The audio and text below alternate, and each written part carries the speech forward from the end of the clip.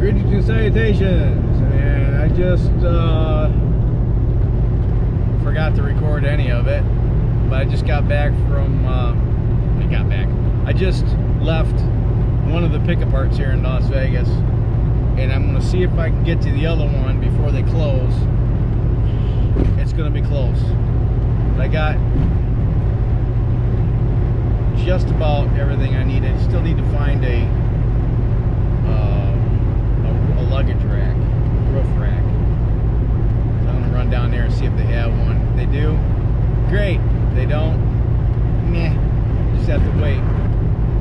And a steering wheel. I don't think they have one down there though. They don't. Same 3 Jeeps that I've been salvaging from are still down there. I don't think they have any more XJs. So, yeah. Anyway. That's neither here nor there. I need to get in the other lane. Yeah, go! There we go. One more time.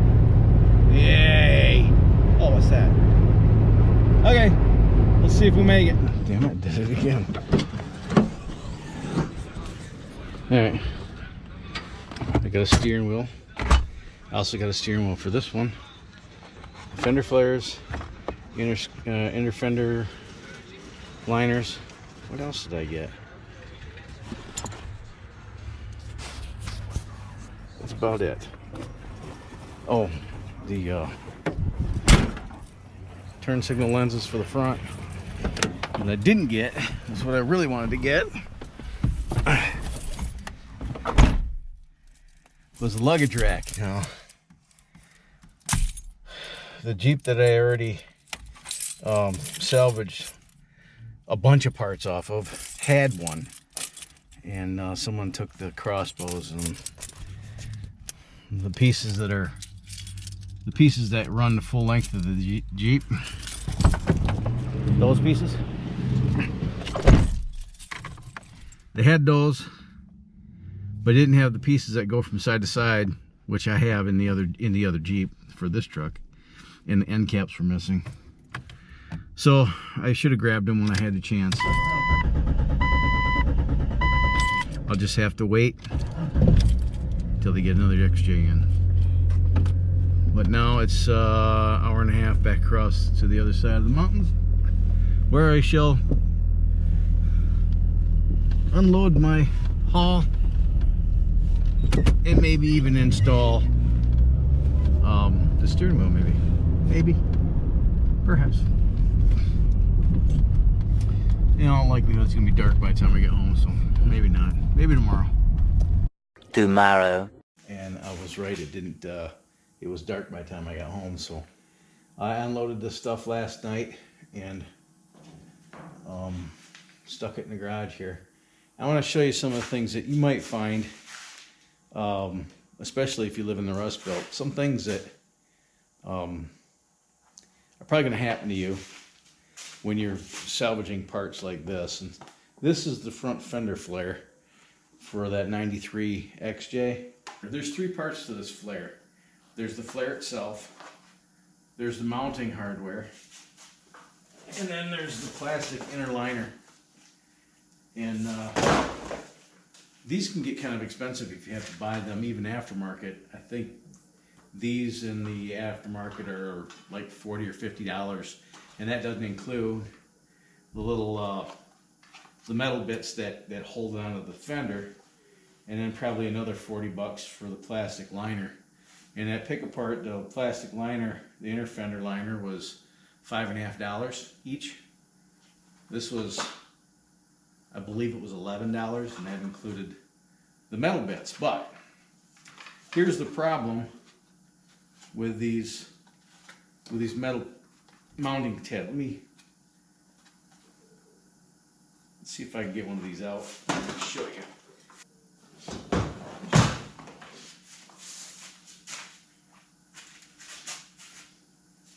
In the case of the 93, there's 3 of these pieces that hold the fender flare on. And I believe on the 97 through 01s, there's 1 piece that is even harder to get off. If you notice, This one's taller than these. That's because these broke off. See? Snapped right off like a twig. And I think there's enough protruding that I can get these off, and I think there's enough material left on this bolt that I can actually get the nut started again and actually get some threads on that. So I'll probably be able to reuse these, but in most cases, especially if you live in the Rust Belt, these are going to snap as soon as you start turning a wrench. You're going to snap right off. So one of the things that you can do is go around the backside, center punch this piece, center punch the part that's spot welded on there, drill that piece out, get a bolt, grind the head down a little bit, or maybe like a flathead screw, a machine screw, and then if you have a welder, just tack weld that on. If you don't have a welder, then you're going to kind of be screwed. These are available. You can buy these on Amazon and eBay. The aftermarket repops these, so these are available. But if you have to replace all of them, they can get kind of expensive. And for just a couple of pennies, you can fix it. I'm going to go ahead and try to reuse these as they are because, like I said, they're almost out when they snapped. So if I can get on that with a pair of vice grips and just thread it off, I'm going to try to do that right now. 12 seconds later. Well, apparently I don't have enough to get those out. They're stuck in there pretty good. So I'll just have to go to a hardware store, get some nuts, and try to fix those. I'm sitting on the bench here. Oh, that one I might be able to get off. That one's stuck in a little bit further. But I have these, you know. Voila. So I just need to get some more of these nuts. Now, one of the things you can do to prevent this from ever happening again is put a little dab of anti-seize on these. And that'll keep the threads from galling and when you pull them out. But if I have to, I'll make the repair. But I really don't want to if I don't have to, because these are galvanized, and if you weld ungalvanized, and it creates arsenic gas, and that's toxic. You really don't want to breathe that stuff. And I'm just cheap enough to where I don't want to have to buy these. And going back to pick apart is not something that I enjoy doing it, but I enjoy it better when I can go with my friend Martin. And this particular trip, I wasn't able to. I was so crunched for time, I barely made it to where I needed to go and back. I didn't have time to do any visiting. Sorry, Martin. Next time I'll plan ahead a little bit better. There's a few things I had on my list, and I have my little notepad here, my Write in the Rain notepad. Link in the description. And let's see, I had my list: a roof rack, front flares, front brinker wrenches, the link lenses for the front, a steering wheel, driver's interior door handle, the little surround that goes around the handle because mine's broken, an E-fan for the 98 electric fan, and little tabs that go into the radiator that the electric fan and the fan shroud tuck into. Of course, those tabs don't exist. They're unicorns, and they're even more rare in junkyards. The electric fan, those are hard to come by, and quite frankly, at $40, I probably just get a new one. I got the electric fan for the 93 and the 98 right now because I'm tired of overheating in the desert in winter. But the only thing I couldn't get on the trip, the things that I really needed for the 93 was the roof rack, front flares, the blinker lenses, new steering wheel, and the interior door latch bezel. And I didn't get the roof rack and the driver's interior door bezel. I'll just have to wait until they get some new inventory. The inventory that was at the Henderson pick apart was the same inventory that's been there for over a month. I've already picked through many of those Jeeps, and there's not a whole lot left. In fact, they're getting ready to clear out that aisle. There were 6 XJs in the North Las Vegas yard. There's only one XJ that had a roof rack, the long one. And I didn't know this, but they offered a long and a short version of the roof racks. I've never seen a short version. But that yard has 4. The Jeep that I took one of these flares off, the driver's side flare, was a 2-door Jeep, and it didn't have a roof rack ever. So the one roof rack that was long had one of the main rails. Something fell on the roof, or it rolled, or something crushed the roof, and that rail was no good. So steering wheels. The steering wheel on a 93 looks like a Doberman ate it.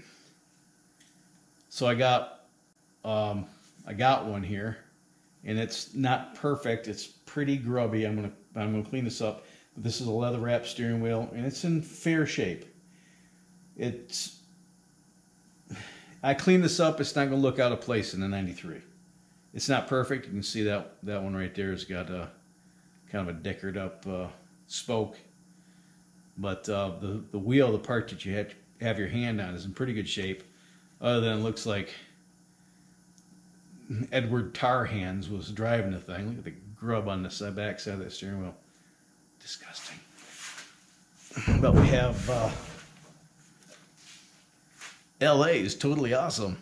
And we'll see if this will help clean that up a little bit. Link in the description.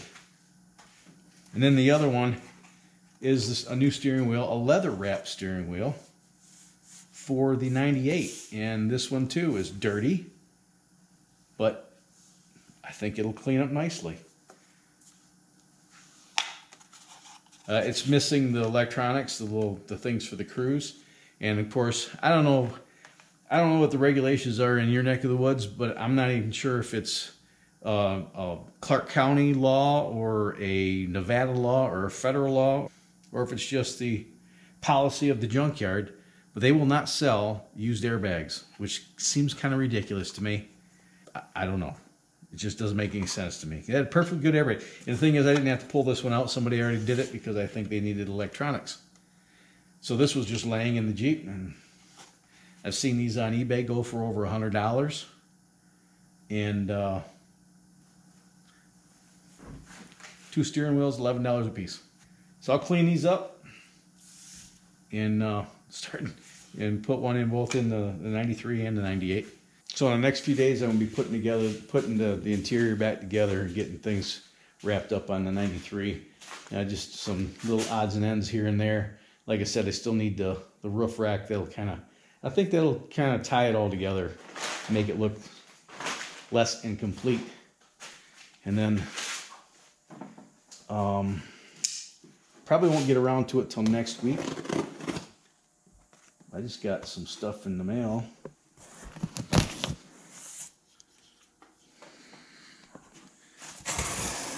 God, why?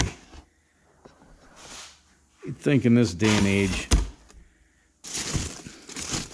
dudes the 70s called, they want their packing peanuts back. So I have some POR 15 here. Jesus, I hate those things. One of my viewers commented and recommended a product called Rust Mort, and I am not familiar with that product. Apparently it's a rust converter. I've used other rust converters with mixed results in the past. So I went online and I looked it up, and that stuff ain't cheap. It's like $35 a quart. And I'll thank you for recommending it, by the way. And maybe in the future I'll give it a go. But what I always plan on using in these really, rust-prone areas, like up in here and down in here, actually in those runs around the windows where rust usually occurs, was POR 15. And I've used this before. If you don't know what POR 15 is paint over rust paint. It encapsulates rust. And this comes in as a kit where you have a cleaner degreaser, a metal prep, and then you install this. And I'm going to show you how they recommend you do this with their kit. And what this metal prep essentially is diluted phosphoric acid, and that's the same thing that Rustmore does. I looked up the MSDS sheet, and what phosphoric acid does is that it eats the rust and leaves behind a phosphorus coating, and you can apply paint over that coating. I did an entire bumper in this stuff once, and I didn't top coat it. I painted with a brush, and you could not tell. This stuff just, it doesn't dry immediately. It takes a long time to dry, and it just flows out flat. And it's a very durable coating, but like I said, the sun will attack it. It'll get kind of chalky after a while. It'll take a long time for the sun to eat through it. I'll keep my eyes peeled on Pick Apart's website and see if they have any new inventory coming in the next week or so. And if so, I'll go down there and pick up a roof rack if I can find one. In the meantime, I'm going to go dark for a couple of days. I'm going to enjoy my family during the holidays. Folks are coming up from Mesa. That's where they winter, and they're going to spend a few days with us. Merry Christmas from our family to yours. If you haven't done so yet, subscribe, click the bell icon, smash the thumbs up button, share this video with the vast social media network. Appreciate you taking the time to watch these videos. It means the world to me. You can't imagine when I started this a few years ago that I could find almost 8,000 people that would subscribe to this channel and watch me do what I do. It just completely blows my mind. So thanks for taking the time to watch these videos. It means a lot. So until next time, you have fun, stay safe, shoot straight, keep the powder dry. Have a splendid day. Merry Christmas to you and yours, and I'll see you in a few days. Bye.